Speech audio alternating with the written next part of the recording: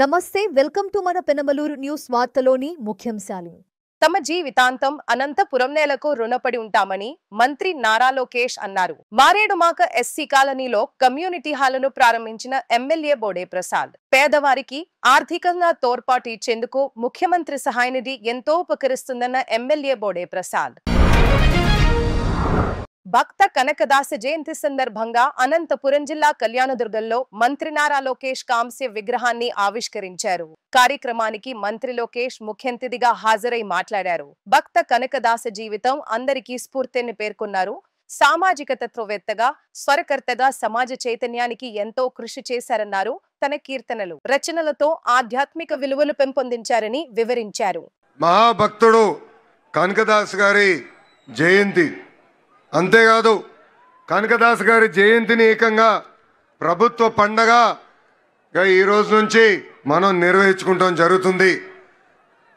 ఈరోజు పెద్ద ఎత్తున కనకదాస్ గారి విగ్రహం కూడా మన ఆవిష్కరణ చేసుకుంటాం కూడా నాకు చాలా చాలా ఆనందంగా ఉంది. ఇది కేవలం ఒక కార్యక్రమం కాదు, 3 కార్యక్రమాలు ఈరోజు మనం నిర్వహించుకుంటాం జరుగుతుంది. కనకదాస్ గారు ఆయన రాసిన గొప్ప పాటలతో ఏకంగా కృష్ణుని కూడా తన వైపుని తిప్పుకున్నారు. ప్రజల్లో ఏకంగా దైవభక్తిని పెంచారు మన కనకదాసు గారు. ప్రజల్లో చైతన్యం తీసుకొచ్చారు. ఏకంగా ఆయన జీవితాన్నే ప్రజల కోసం అంకితం చేస్తాం జరిగింది. చిన్న వయసులో అద్భుతంగా చదివి సైన్యంలో చేరి ఏకంగా యుద్ధాల్లో కూడా ఆయన పాల్గొనడం జరిగింది. దాని తర్వాత భక్తికి ప్రజలకి ఆయన అహర్నిశలు సేవ చేస్తాం జరిగింది. ఒకరోజు కనకదాసు గారి గురువు నీకు మోక్షం పొందాలా లేదా అని అడిగినప్పుడు ఆయన ఒక్క మాటే చెప్పారు, ఏ రోజైతే మనకి అహంకారం తగ్గుతుందో ఆ రోజే మనకి మోక్షం దొరుకుతుందని చెప్పిన గొప్ప వ్యక్తి కనకదాసు గారు. కనకదాసు గారి జీవితం మనందరికి ఒక స్ఫూర్తి. ఆయన చూపించిన మార్గం సమాజానికి ఒక ఆదర్శంగా నిలబడుతుంది. ఉమ్మడి అనంతపూర్ జిల్లాకి మా కుటుంబం చాలా రుణపడి ఉంటుంది. విశ్వవిఖ్యాత నట సార్వభౌమ స్వర్గశ్రీ నందమూరి తారక రామారావు గారిని 3 సార్లు గెలిపించి శాసనసభకు పంపించింది అనంతపురం జిల్లా. నా మామ నందమూరి హరికృష్ణ గారిని ఒక్కసారి గెలిపించి శాసనసభకి పంపించిన పుణ్యభూమి అనంతపురం జిల్లా. ఇంకొక మామ కూతురిచ్చిన మామ నా ఒక్కడికే ముద్దల మామయ్య మీ అందరి బాలయ్య అని కూడా 3 సార్లు హ్యాట్రిక్ గా గెలిపించి శాసనసభకి పంపించిన గొప్ప నేల అనంతపురం నేల. ఈ నేలకి మేము ఎంత చేసినా తక్కువే. మా జీవితాంతం మీకు రుణపడి ఉంటామని ఈ సభాముఖంగా మీ లోకేష్ మీకు హామీ ఇస్తున్నారు. అనంతపురం అంటేనే తెలుగుదేశం పార్టీ, తెలుగుదేశం పార్టీ అంటేనే అనంతపురం. మా కురుబ సోదరులు నాడు నేడు ఎప్పుడూ తెలుగుదేశం పార్టీకి అండగా నిలబడ్డారు. అన్న ఎన్టీఆర్ దగ్గర నుంచి బాబు గారి వరకు కురుబ సోదరులు అంటే గుండెల్లో పెట్టుకుని కాపాడుకుంటారు. అందుకే మీరు చూస్తే కురుబ సోదరులకి కార్పొరేషన్ ఏర్పాటు చేశాం. 300 కోట్ల రూపాయలు మనం నిధులు కేటాయించి అనేక పనులు చేశాం. గతంలో కురుబ సోదరుల కోసం పెద్ద ఎత్తున భవనాలు కూడా మన ప్రభుత్వం కడతాం జరిగింది. ఇంతేకాదు రాజకీయంగా ఆర్థికంగా మా కురుబ సోదరులకి స్వాతంత్రం వచ్చిందంటే దానికి కారణం తెలుగుదేశం పార్టీ. పెద్దలు చెప్పినట్లు రామచంద్రారెడ్డి గారి దగ్గర నుంచి పార్థసారథి గారు కానివ్వండి, సవితమ్మ గారు కానివ్వండి, ఇప్పుడు బస్సుపతి నాగరాజు గారు కానివ్వండి, మంత్రులుగా, టీటీడీ బోర్డు మెంబర్లుగా, ఎంపీగా, జడ్పీ చైర్పర్సన్ గా, మేయర్లుగా, ఇప్పుడు ఏకంగా ఏఎంసీ చైర్పర్సన్ గా తయారు చేసింది తెలుగుదేశం పార్టీ 2019 నుంచి 24 వరకు మనం ఒక చీకటి రాష్ట్రం చూసాం, చీకటి రాజ్యం చూసాం. బీసీ సోదరులు బయటకు వచ్చి మాడితే ఆ రోజు మన ఎట్లా కొట్టి తరిమారో మనందరం చూసాం. మన బిడ్డల పైన ఏకంగా పెట్రోల్ పోసి తగలబెట్టి చంపిన రోజులు మనందరం చూసాం. అందుకే మా బీసీ సోదరులు ఒక తిరుగుబాటు వచ్చింది. తెలుగుదేశం, జనసేన, భారతీయ జనతా పార్టీని ఎప్పుడు లేని విధంగా 94% సీట్లలో గెలిపించి మమ్మల్ని మీరు ఆశీర్వదించారు. చేయాల్సిన పనులు అనేక ఉన్నాయి. నాకు ఇప్పుడు కూడా బాగా గుర్తు, పాదయాత్రలో మన సంఘ పెద్దలందరినీ కలిసా, వాళ్ళందరితో నేను చర్చించా. ఆనాడే వాళ్ళకు కోరారు కనకదాసు గారి జయంతిని రాష్ట్ర పండుగగా శాశ్వతంగా నిర్వహిస్తే బాగుంటుందన్నారు. అది చేసి ఈ రోజు మీ ముందల మీ లోకేష్ నిలబడుతున్నాడు. అంతేకాదు బేరప్ప గారి పేరుతో గుడులు కూడా ఏర్పాటు చేయాలని పెద్దలందరూ కోరారు. నేను టీటీడీతో కూడా మాట్లాడాను. తప్పనిసరిగా గుడులన్నీ అవసరం మేరకు కట్టిస్తామని ఈ సభాముఖంగా హామీ ఇస్తున్నాం. పూజారులకి గౌరవ వేతనం కూడా ఇవ్వాలని పెద్దలందరూ నన్ను అడుగుతాం కూడా జరిగింది. ఆ ఫైల్ కూడా సర్క్యులేషన్లో ఉంది. తొందరలో కూడా అది అందజేస్తామని ఈ సభాముఖంగా హామీ ఇస్తున్నాం. మా కురుబ సోదరులతో కోసం గతంలో అనేక కమ్యూనిటీ భవనాలు కట్టాం. చివరి దశలో పనులకు వచ్చి గల ప్రభుత్వాలు మారినాయి. ఆ పనులు పూర్తవలేదు. వచ్చే 12 నెలల్లో కురుబ భవనాలన్నీ పూర్తి చేసి మా కురుబ సోదరులకు అందజేసే బాధ్యత మీ లోకేష్ తీసుకుంటాడు. ఆదరణ పథకం కింద పనిముట్లు అందజేయాలని గౌరవ ముఖ్యమంత్రి గారు ఇప్పుడే గౌరవ మంత్రి సవితమ్మ గారితో కూడా చర్చిస్తాం జరిగింది. ఆ కార్యక్రమం కూడా ముందలు తీసుకెళ్తాం. కురుబ సోదరులకి ఇన్సూరెన్స్ కార్యక్రమం కూడా చేస్తే బాగుంటుందని పెద్దలు గతంలో కోరారు. అదేవిధంగా గొర్రెలకి మేత కానివ్వండి, మందులు కానివ్వండి, షెడ్లు కూడా ఏర్పాటు చేస్తే బాగుంటుందని కోరారు. నాకు అన్న సమానమైన నా పవనన్న కూడా పంచాయతీరాజ్ గ్రామీణాభివృద్ధి శాఖ మంత్రిగా ఉన్నారు. ఏకంగా ఆవుల కోసం ప్రత్యేకంగా షెడ్లు కూడా ఆయన ఏర్పాటు చేస్తున్నారు. తప్పనిసరిగా మా కురుబ సోదరులకు అవసరమైన మేరకు షెడ్లు కూడా ఏర్పాటు చేసే విధంగా మా అన్నతో నేను మాట్లాడి చేస్తానని ఈ సభాముఖం మీ అందరికి నేను హామీ ఇస్తున్నా. పెనమలూరు నియోజకవర్గం కంకిపాడు మండలం మారేరుమాక గ్రామంలోని ఎస్సీ కాలనీలో సుమారు 20 లక్షల రూపాయల నిధులతో నిర్మించిన కమ్యూనిటీ హాల్ ని MLA Bode Prasad ribbon cutting చేసి ప్రారంభించారు. ఈ సందర్భంగా బోడే ప్రసాద్ మాట్లాడుతూ ఎస్సీ సామాజిక వర్గ ప్రజలు శుభకార్యాలు, ఇతర కుటుంబ కార్యక్రమాలు నిర్వహించుకోవడానికి ప్రజల విజ్ఞప్తి మేరకు కమ్యూనిటీ హాల్ నిర్మించినట్లు తెలిపారు.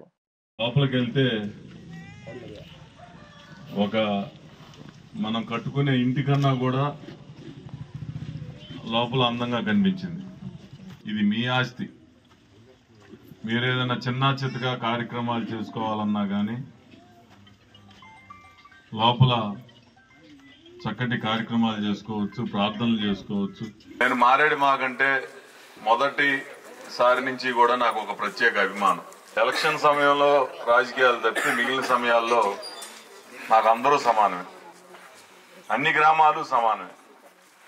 నాకు అభివృద్ధి ముఖ్యం, ప్రజల బాగోగులు ముఖ్యం. నేను ఎక్కడికైనా వెళ్తే గొప్పగా చెప్పుకుంటా మారేడు మాకు గురించి.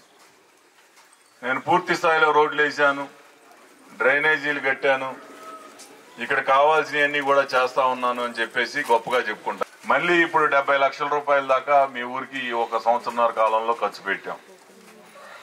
మళ్ళీ రాబోయే 2-3 నెలల కాలంలో మళ్ళీ కూడా బీసీ కాలనీలో ట్రైన్లు కూడా పెట్టాం. ఇప్పుడు అవి కూడా కడతా ఉన్నాం. ఈ చిన్న రోడ్డు కూడా పూర్తి చేసే బాధ్యత నాది. ప్రతి గ్రామానికి కావాల్సింది రోడ్లు, డ్రైనేజీలు, మంచినీరు, చెత్త సేకరణ, వీధి లైట్లు. ఇక పెన్షన్లు అని అంటారా, అవి జనరల్ గా ప్రభుత్వం ఇస్తా ఉంటుంది, మీరు తీసుకుంటా ఉంటారు. ఎవరైనా ఒకళ్ళిద్దరు ఇంకా రావాల్సిన వాళ్ళు ఉంటే ఒక నెల 2 నెలలు లేట్ అవుద్ది, లేకపోతే ఇంకో 2 నెలలు లేట్ అవుద్ది, మళ్ళీ వాళ్ళకు కూడా ఇస్తారు. కానీ ప్రజలు నివసించడానికి ఒక మంచి వాతావరణం కావాలి. అవన్నీ కావాలి అని అంటే ఇప్పుడు నేను చెప్పిన 4 ఉండాలి. ఆ 4 కూడా ఈ గ్రామంలో ఉన్నాయి. త్వరలోనే మీ ఊరు వెనకమాల నుంచి ఓఆర్ఆర్ కూడా వెళ్ళిపోతా ఉంది. అంటే ఒక పెద్ద నేషనల్ హైవే అటు వెళ్ళిపోతా ఉంది. ఇక మీ భూమి విలువలు పెరుగుతాయి. ఇంకా దగ్గరలో రోడ్డు ఉంది కాబట్టి చాలా మంది ఇక్కడికి ఊళ్ళోకి వచ్చేసి రైతులు కొనుక్కుంటారు, ఇళ్లు కట్టుకుంటారు, ఇంకా అభివృద్ధి చెందే అవకాశాలు ఉన్నాయి.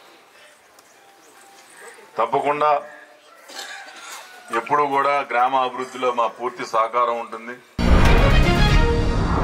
పెనమలూరు నియోజకవర్గం పోరన్కి తెలుగుదేశం పార్టీ కార్యాలయంలో నియోజకవర్గంలోని వివిధ గ్రామాలకు చెందిన 11 మందికి సుమారు 4,45,217 రూపాయల చెక్కులను పంపిణీ చేసిన ఎమ్మెల్యే బోడే ప్రసాద్. ఈ సందర్భంగా ఎమ్మెల్యే బోడే ప్రసాద్ మాట్లాడుతూ నియోజకవర్గంలో పేద బడుగు వర్గాల ప్రజలు హాస్పిటల్ కు వెళ్లి నగదు చెల్లించిన పేదవారికి అండగా ఉండాలనే ఉద్దేశంతో ముఖ్యమంత్రి చంద్రబాబు సీఎంఆర్ఎఫ్ ద్వారా ఆర్థిక సహాయం చేయడం ద్వారా ఆయా వర్గాల ప్రజలకు ఆర్థిక భరోసా కల్పిస్తున్నారని అన్నారు. పెనమలూరు నియోజకవర్గం ఉయ్యూరు మున్సిపాలిటీ పరిధిలో సుమారు 52 లక్షల రూపాయల నిధులతో నిర్మించే పనులకు శంకుస్థాపన మరియు 40 లక్షల నిధులతో నిర్మించిన తారు రోడ్డుని శాసనసభ్యులు బోడే ప్రసాద్ ప్రారంభించారు. ఈ సందర్భంగా బోడే ప్రసాద్ మాట్లాడుతూ ఉయ్యూరు మున్సిపాలిటీ పరిధిలో 6 కోట్ల అభివృద్ధి నిర్మాణ పనులు పూర్తి చేసి ప్రజలకు మౌలిక వసతులు కల్పించామన్నారు. ఈ కార్యక్రమంలో కూటమి నాయకులు, కార్యకర్తలు తదితరులు పాల్గొన్నారు. పెనమలూరు నియోజకవర్గంలో ఈ సంవత్సరన్నర కాలంలో చేసిన పనులు కానీ, ఇంకా టెండర్లు పిలిచిన పనులు కానీ దాదాపు ఇంకా ఈ 2-3 నెలల కాలంలో అంటే రాబోయే జనవరి లోపు సుమారుగా 200 కోట్ల రూపాయలతోటి ఏదైతే నిధులు కేటాయించామో అభివృద్ధి పనులన్నీ కూడా పూర్తి కాబోతూ ఉన్నాయి. ఒక్క ఉయ్యూరు మున్సిపాలిటీలో ఈ సంవత్సరన్నర కాలంలో 6 కోట్ల రూపాయలతోటి మౌలిక సదుపాయాల కొరకు ఎక్కడైతే రోడ్లు అవసరమో, డ్రైన్లు అవసరమో, ఇంకేదైనా ప్రజల యొక్క అవసరాల కోసం దాదాపుగా 6 కోట్ల రూపాయలు ఈ మున్సిపాలిటీలో ఖర్చు పెట్టడం జరిగింది. సంవత్సరన్నర క్రితం కూటమి పాలన మొదలైంది. ఈ రాష్ట్రంలో ఎప్పుడైతే కూటమి పాలన మొదలైందో అప్పుడే అభివృద్ధికి ప్రారంభం కూడా నాంది పలకడం జరిగింది. ప్రజలు పెద్ద ఎత్తున 164 సీట్లతోటి కూటమి ప్రభుత్వంపై నమ్మకంతో గెలిపించినందుకు ఆ నమ్మకాన్ని వమ్ము కాకుండా ఒక పక్క సంక్షేమం చేసుకుంటూ ఏదైతే ఎన్నికల ముందు హామీలు ఇచ్చామో ఆ హామీలన్నీ ఒకటిగా దాదాపు 90% హామీలన్నీ కూడా నెరవేర్చి సంక్షేమం అంత పెద్ద ఎత్తున చేసినా కానీ అభివృద్ధిలో ఎక్కడా కూడా రాజీ పడకుండా ఈ రోజున పల్లె పండగ అవ్వచ్చు, లేకపోతే మున్సిపాలిటీలో అభివృద్ధి కార్యక్రమాలు అవ్వచ్చు, విజయవాడకి అతి సమీపంలో ఉండటంతో సిఆర్డీఏ నిధులు అవ్వచ్చు, లేకపోతే కేంద్ర ప్రభుత్వం నుంచి వచ్చే అనేక నిధులు అవ్వచ్చు, ఏదైనా కానీ మరి పెద్ద ఎత్తున అభివృద్ధి చేసి చూపించామని ఈ సందర్భంగా తెలియజేస్తా ఉన్నా. మరి దాదాపు సంవత్సరాల కాలంలోనే ఇంత పెద్ద ఎత్తున అభివృద్ధి జరిగినప్పుడు గత 5 సంవత్సరాల్లో వీళ్ళు అభివృద్ధి ఎందుకు చేయలేకపోయారు? ఇప్పుడు మేము చేస్తున్న అభివృద్ధికి ఇంకా కూడా మా పైన ఎక్కడైతే ప్రజలకు అవసరాలు ఉన్నాయో మా రోడ్డు వేయండి. గత 5 సంవత్సరాల్లో ఏ వ్యక్తిని, ఏ నాయకుడిని కూడా కలవలేకపోయాం, ఎట్లాగో చేయట్లేదు కదా అని మేము కూడా అడగలేకపోయాం అని చెప్పేసి వాళ్ళు అంటూ ఉన్నారు. ఇప్పుడు మా మీద కూడా బాగా తీవ్రమైన ఒత్తిడి. ఇది ఒకేసారి అభివృద్ధి అనేది నిరంతర ప్రక్రియ. ఒకేసారి ఏ ప్రభుత్వం కానీ ఏ వ్యక్తి కానీ చేయలేం. అభివృద్ధి ఒక్కోటిగా ప్రాధాన్యత ప్రకారం చేసుకుంటూ వెళ్తూ ఉన్నాం. నిధులన్నీ కూడా ఒకేసారి సమకూరవు.